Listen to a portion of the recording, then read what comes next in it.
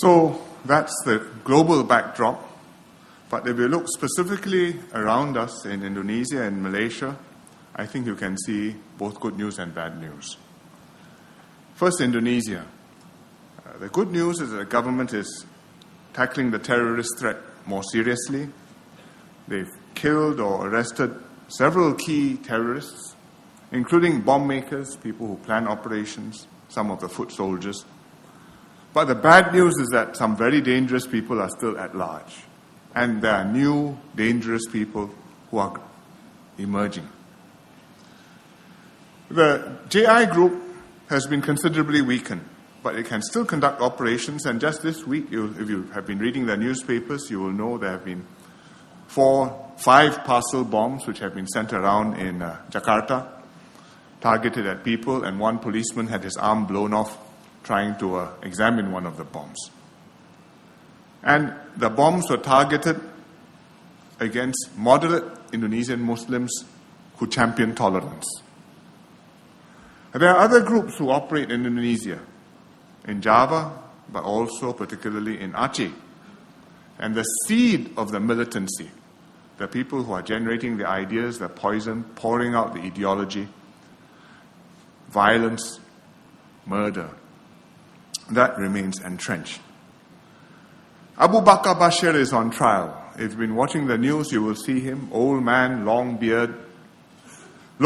He may be old, he may be not so physically strong, but if you watch him on TV, you can see the passion and the fierceness and the way he commands the situation and intimidates the judges in the court. He's been defiant. The judges displease him. He walks out. Nothing happens to him. If he's guilty, found guilty, he will be put away. That postpones the problem, and maybe that makes things better. But it is yet to be seen, because if he's not convicted, then he'll be even more emboldened and will continue to be a major threat to the region, and including to Singapore.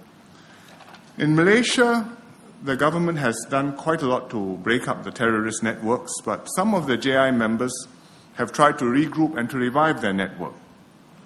And they even recruited on Malaysian university campuses. They've come across several terrorist plots. They've arrested several militants in Malaysia. But it's a challenge for the Malaysian government, or in fact for any government, to be there 100% of the time, because you have to catch them every time. The terrorists only have to get through once. We watch Malaysia very closely because we are so close to them and because we have so many links with them and doings and froings. And also because if Malaysia is hit, we are going to suffer some fallout and some consequences too. And when we had the JI cell in Singapore, the Singapore cell was under the leadership of the Malaysian JI cell. So the terrorists also have links, or did have links. But fortunately, if the terrorists have links, the security agencies are also good friends with one another and cooperate closely together, the Malaysian Special Branch and the Singapore ISD, and it works well.